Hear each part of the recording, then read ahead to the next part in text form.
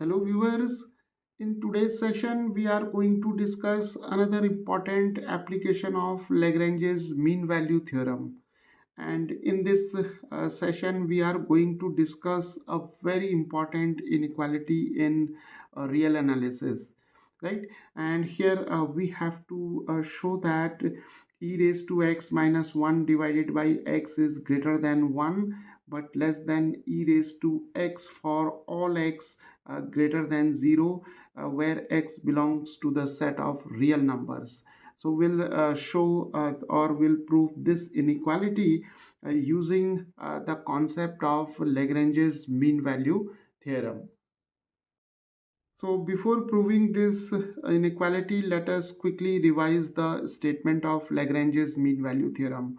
Now, the Lagrange's mean value theorem says that if we have a function, say y is equal to f of x, which is defined in some domain, and the domain is given by this interval, that is a comma b, and if this function f of x is continuous in the interval, that is the closed interval a comma b, and this function is also derivable or differentiable in the in open interval a comma b, then Lagrange's theorem says that there exists a point c which lies between a and b, such that the derivative of this function at this point, that is f prime of c, is equal to this quotient, that is f of b minus f of a divided by b minus a. So this is the statement of Lagrange's mean value theorem. So we have a function y is equal to f of x, which is defined in some domain a comma b. This function f of x is continuous in the closed interval a comma b, and this function has a finite derivative, or this function is derivable in the open interval a comma b. Then there must exist a point c between a and b, such that the derivative, that is f prime of c, the derivative of f of x at this point c, is equal to f of b minus f of a divided by b minus a. So now the first step in proving this inequality is to construct or frame an appropriate function. So let us take here the function y is equal to f of x, which is x minus e raised to x, and here we'll take the interval that is 0 comma x, where x is greater than 0. So now our function f of x is x minus e raised to x, and the interval a comma b is 0 comma x, where a is 0 and b is x. Right now, see, this x is a polynomial function, right? This is a polynomial function, and e raised to x is our exponential function. So now let us first see these two conditions of Lagrange's mean value theorem. Now see, this is the difference of two continuous functions, because polynomial function is a continuous function for all values of x belonging to the set of real numbers, and exponential function is also a continuous function for all values of x belonging to the set of real numbers, right? So this is the difference of two continuous function, and the difference and the sum of two continuous functions is again a continuous function, right? So here this function f of x is continuous in the interval that is a comma b. So here we have the interval 0 comma x, because x is polynomial function, this is continuous, e raised to x is exponential function, and this is also continuous, and this is the difference of two continuous functions. So f of x is also a continuous function. Now, similarly, we can prove the differentiability of this function f of x. Now, the polynomial function x is differentiable for all values of x belonging to R, and e raised to x is also a differentiable function for all values of x belonging to R, right? So this function f of x is also differentiable or derivable in the interval 0 comma x, right? So our function f of x is equal to x minus e raised to x is continuous and differentiable. So f of x satisfies these two conditions of Lagrange's theorem. Hence, there must exist a point C between 0 and x, that is 0 and x, such that f prime of C is equal to this expression, right? So we can now write f prime of C is equal to f of x, because a is 0 and b is x, and here we have f of 0 divided by x minus 0, right? So now let us find out the derivative of f of x. So f prime of x is given by d by dx of x minus e raised to x.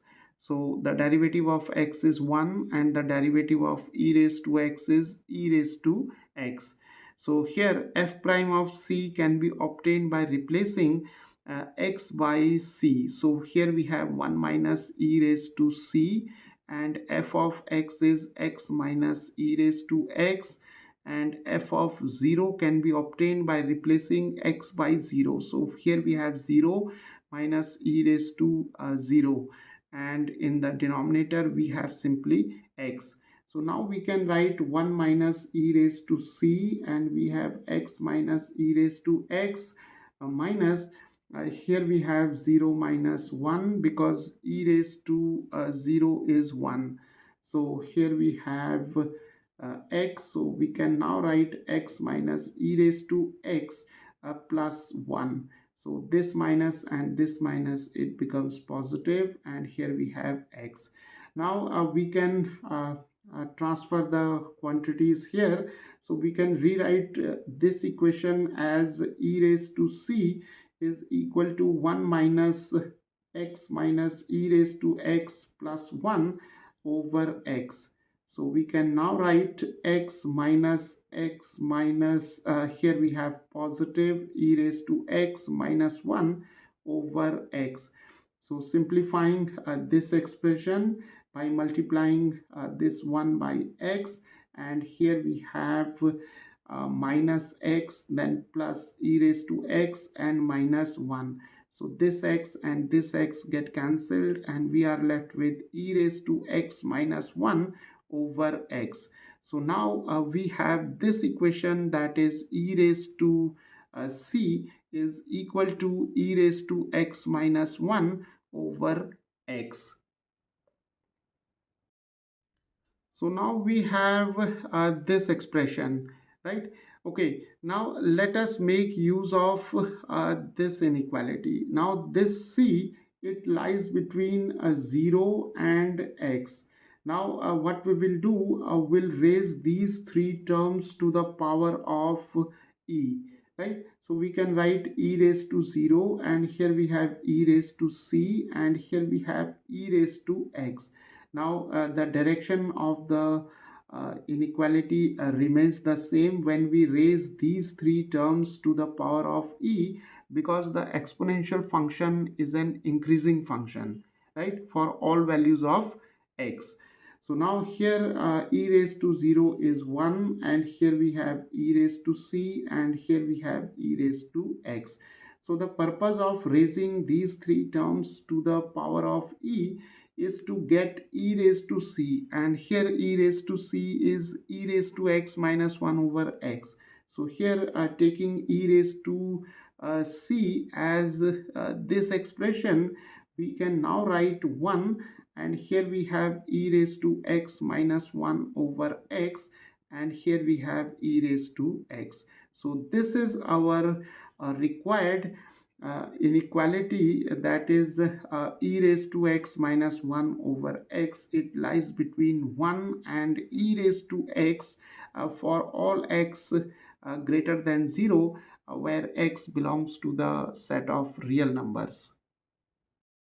So viewers, this is how by the application of Lagrange's mean value theorem, we can prove this important inequality. So now let us make an important deduction using this important inequality, right? So here we are going to derive this limit using this inequality, that is limit x tends to 0, e raised to x minus 1 over x is equal to 1. So to prove this important limit, we'll make use of the concept of sandwich theorem, which is also known as squeeze theorem, right? So for this, what we will do, we'll assume g of x as 1 and this function as f of x, and this is e raised to x minus 1 over x, and this function as h of x, right? So now squeeze theorem says that if we have three continuous functions such that g of x is less than or equal to f of x, which is further less than or equal to h of x, and if we have a point, say x is equal to a, and if limit x tends to a, g of x is equal to L, and the limit x tends to a, h of x is also equal to the number L, then the limit of this function, that is limit x tends to a, f of x is also equal to L, right? So sandwich theorem says that if we have three continuous functions, g of x less than or equal to f of x, and this is less than or equal to h of x, and if we have a point, say x is equal to a, and limit x tends to a, g of x is equal to limit x tends to a, h of x, and both these limits are equal to a common number, say L, then the limit of this function when x tends to a is also equal to this number, right? So now if we apply sandwich theorem to this inequality, then we have this condition, g of x is 1, that is g of x is less than f of x, and which is further less than h of x. G of x is 1, f of x is e raised to x minus 1 over x, and h of x is e raised to x. So now the limit x tends to 0, here a is given by 0, so we have limit x tends to 0, g of x, that is limit x tends to 0, g of x is 1, so this limit is simply a 1, and then limit x tends to 0, h of x. So here we have limit x tends to 0, and h of x is e raised to x, and this is simply e raised to 0, that is 1. So these two limits are equal to each other, that is the value of L is given by 1, right? So by sandwich theorem we can now claim that the limit x tends to 0, f of x should also be equal to L, and we have just seen that the value of L is equal to 1. So we have limit x tends to 0, f of x is e raised to x minus 1 over x, this is equal to 1.